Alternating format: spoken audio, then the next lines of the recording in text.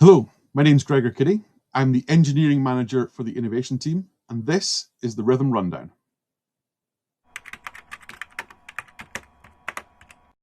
I think mostly there's two things here that most retailers misunderstand. Firstly, that some returns are just out of their control. There are cultural, societal differences and reasons for returns that retailers just simply have to live with. Fashion and apparel is a really good example of this. When you are in a marketplace in Germany, for example, you just have to live with higher return rates. The cultural norm in countries like Germany is that you will buy three, four, five different sizes or different styles of a product and return four of them.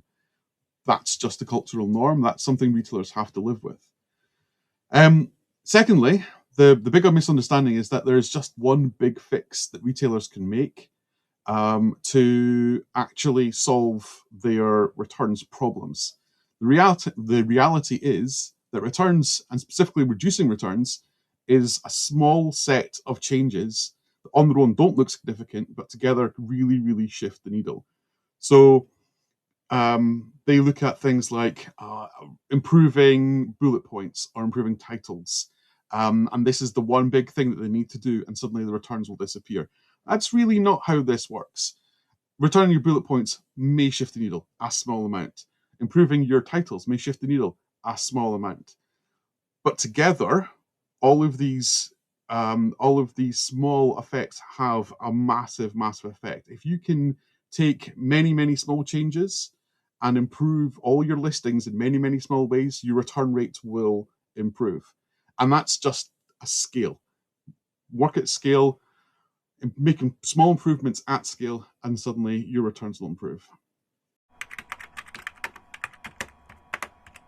So I think every single retailer understands that every return isn't just a lost sale, it's an additional cost that you don't need. Um, if you have the situation where you're having huge amounts of returns, again, we use apparel as the prime example for this because apparel is the worst category for returns. You're significantly losing a lot of money on re-warehousing those items or just having them even destroyed if it's things like underwear or lingerie. So if you can get on top of your returns, if you can reduce your returns rate, you are doubling down on those effects. You are not just losing sales, you're reducing your costs as well. So returns is potentially a huge competitive lever.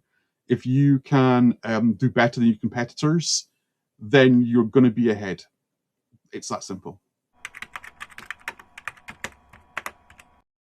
So AI is making significant changes to the industry in general, but returns specifically.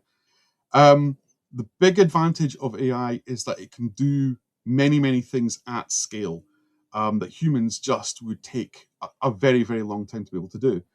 A human could run through their data, can run through their orders, their listings, their returns, work out where issues lie on a SKU by SKU or a product by product basis and fix those. But it's going to take weeks or months before those improvements can actually take effect. AI can do this at scale. Being able to have an AI suggest recommendations for small changes to your entire catalog at once. So thousands of recommendations, tens of thousands of recommendations that the retailer can choose to accept, suddenly has that network effect.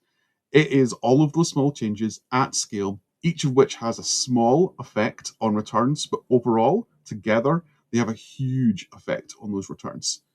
And that's where AI really shines, be able to make those really small changes at scale.